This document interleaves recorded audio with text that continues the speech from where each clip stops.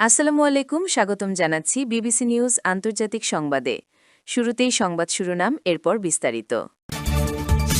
ইরানি হামলা থেকে বাঁচতে পালায় মার্কিন বৃহত্তম রণতরী জেরাল্ড আর ফোর্ড। ইরান যুক্তরাষ্ট্রকে আরও উপহার দিয়েছে ট্রাম্প। হরমুজ প্রণালীতে টোল আরোপের সিদ্ধান্ত অনুমোদন, মার্কিন ও ইসরায়েলি জাহাজ নিষিদ্ধ।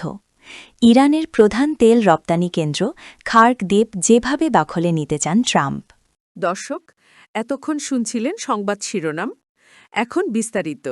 আপনি যদি ইসরায়েলের ধ্বংস চান এবং মুসলিমদের পাশে থাকেন, তাহলে ভিডিওতে লাইক করে চ্যানেলটি অবশ্যই সাবস্ক্রাইব করে দিবেন এবং আপনার মূল্যবান মতামত অবশ্যই কমেন্টে লিখে জানিয়ে দিবেন। এখন বিস্তারিত। ইরানি হামলা থেকে বাঁচতে পালায় মার্কিন বৃহত্তম রণতরী জেরাল্ড আর ফোর্ড। ইরানে আগ্রাসন জোরদার করতে মধ্যপ্রাচ্যে বিশ্বের বৃহত্তম যুদ্ধবিমানবাহী রণতরী ইউএসএস জেরাল্ড আর ফোর্ড মোতায়েন করেছিল যুক্তরাষ্ট্র। সেটি ভূমধ্যসাগর হয়ে সুয়েজ খাল অতিক্রম করে লোহিত সাগরে প্রবেশ করেছিল। আরব সাগরে মোতায়েনের পরিকল্পনা থাকলেও লোহিত সাগর থেকেই ফিরে যায় সমুদ্রের এই দানব। কারণ হিসেবে মার্কিন প্রতিরক্ষা বাহিনী জানিয়েছিল যে রণতরীকে লন্ড্রি বিভাগে অগ্নিকাণ্ডের কারণে ব্যাপক ক্ষতি হয়েছিল।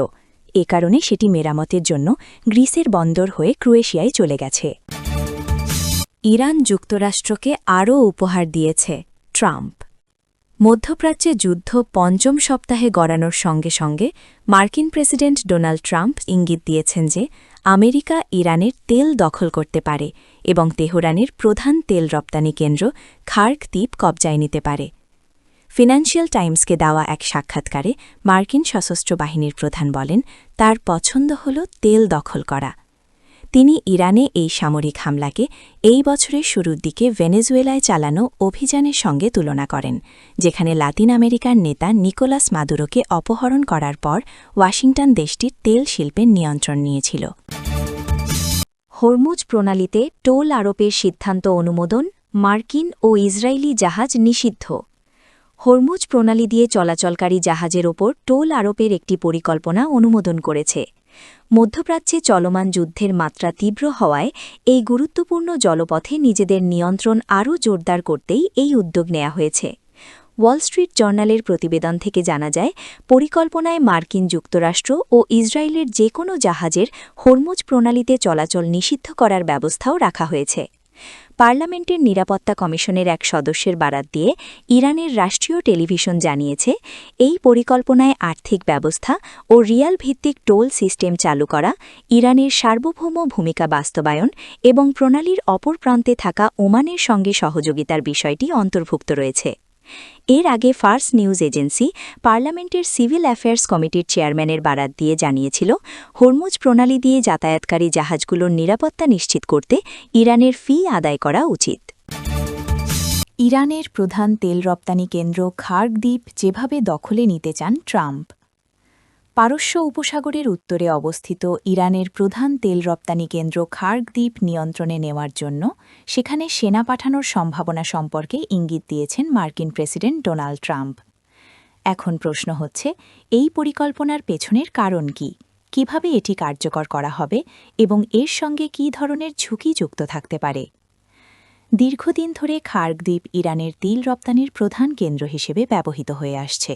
দ্বীপটি উপকূল থেকে কিছুটা দূরে এমন এক গভীর জলসীমায় অবস্থিত, যেখানে very large crude career VLCC নামের বিশাল তেলের ট্যাঙ্কারগুলো সহজেই ভিড়তে পারে।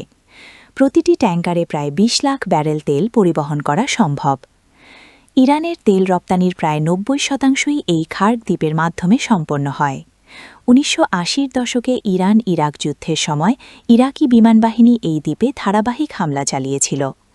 চলতি বছরের ১৩ মার্চ যুক্তরাষ্ট্র খার্ক দ্বীপে প্রায় ৯০টি সামরিক লক্ষ্যবস্তুতে হামলা চালিয়েছে।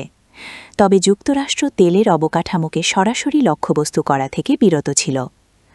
যদি যুক্তরাষ্ট্র খার্ক দ্বীপে অভিযান চালানোর সিদ্ধান্ত নেয়, তবে এটি সম্ভবত সাময়িক পদক্ষেপ হবে। মূল উদ্দেশ্য হবে ইরানের জ্বালানি রপ্তানি বন্ধ করে দেশের ওপর চাপ সৃষ্টি করা, যাতে তারা হরমুজ প্রণালীর ওপর নিয়ন্ত্রণ হ্রাস করে এবং ওয়াশিংটনের দাবিগুলো মেনে নেয়। তবে ইরানি সরকারের কঠোর মনোভাব এবং নতি স্বীকার না করার ইতিহাস বিবেচনায় এই পরিকল্পনার সফলতা নিয়ে যথেষ্ট সন্দেহ রয়েছে। ইরানি পার্লামেন্টের স্পিকার মোহাম্মদ বাগের গালিবাব সতর্ক করে বলেছেন, যদি কোনো মার্কিন বাহিনী সেখানে প্রবেশের চেষ্টা করে তাদের উপর আগুনের বৃষ্টি চালানো হবে। ইরান ইতোমধ্যেই খার্ক দ্বীপের প্রতিরক্ষা ব্যবস্থা শক্তিশালী করেছে, যার মধ্যে রয়েছে ভূমি থেকে আকাশে নিক্ষেপযোগ্য ক্ষেপণাস্ত্র ব্যাটারি।